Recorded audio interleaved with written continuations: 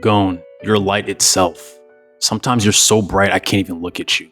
The words his best friend thought to himself as he recognized his boundless light. At least it seemed boundless. Yet Killua had a certain expression on his face. An expression he's made quite a few times when he recognizes his friend looking at the most dire situations with a glass half full approach.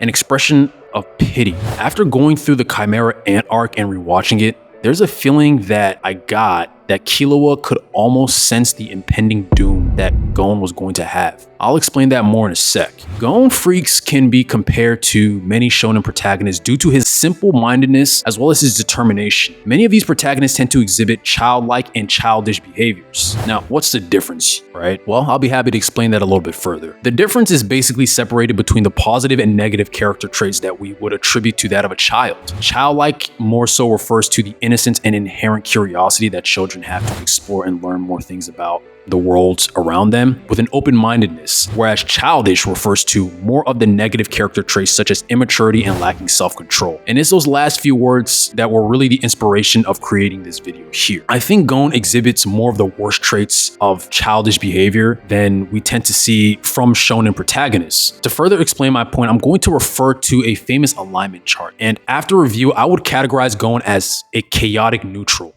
which is honestly lower than a lot of major shonen protagonists. This alignment can be described as a person who prioritizes their individuality and their self-interest. These people can be very unpredictable because of their inherent impulsivity. They are not inherently good or evil, but tend to almost flip-flop depending on their whims and desires at the time. Now, back to Gon. Most of his efforts are largely selfish, including when he quote-unquote helps others, because the others are usually friends of his who he already cares for. Despite his role as a pro hunter and having the leverage to gain access to a myriad of information and probably being able to bring more good to the world, you never really see Gon going out of his way to help others he doesn't know for no personal gain. Everything he does is largely centered around either finding Jean, helping his friends, or getting strong. And it's all usually in ways he wants to do it.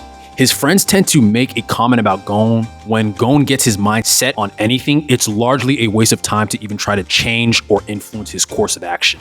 His lack of self-control can be seen from other parts of the manga as well.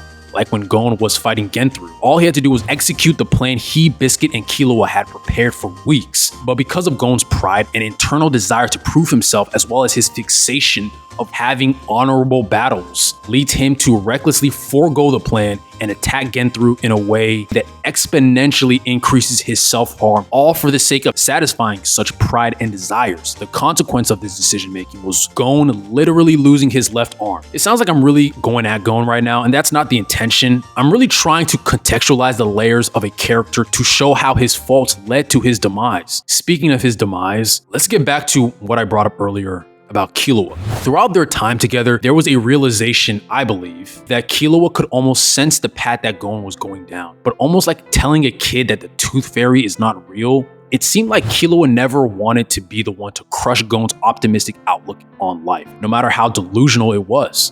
Killua knew Kite was going to die, but never told Gon because A, he couldn't actually confirm it, B, he didn't want to break Gon's optimism, and C, he hoped he was wrong. The last 2 points I want to focus on for a second. Killua, because of his extremely rough upbringing, had a pretty practical and realistic outlook on life. He was not nearly as naive and reckless as Gon was because he had experienced many of the worst atrocities life had to offer. This led to him having, at times, a pretty dreary and bleak perspective about life and being an assassin. It was not until he met Gon he realized just how much of the blissful parts of life he was deprived of. And because he was able to experience what it was like to truly be a kid when he was hanging out with Gon, he in a sense used Gon as a source of escape to live in a world he had never been in, a world of childhood optimism and naivete. But as the title states, childhood optimism can destroy you, because childhood optimism is oftentimes not rooted in realistic practicalities of life, but rather wishful thinking based on hopes and expectations of how that person wants life to work out. And when you couple the failure of these expectations being met with an irrational and intense emotional state, you get one of the most unfortunate events a protagonist has ever put themselves into. The real world does not reward naivete, but instead punishes it. Like a child who has to learn not to put their hand on a hot stove, the child will get burned by the atrocities of life until they learn to be more cautious. It's not to say one can't want the best from life, but the more appropriate mindset is like that old saying, hope for the best, expect the worst. Unfortunately, Gon lives more by a hope for the best and expect the best type of mindset. And when things don't go his way, he has no proper way of handling this failure of expectations not being met.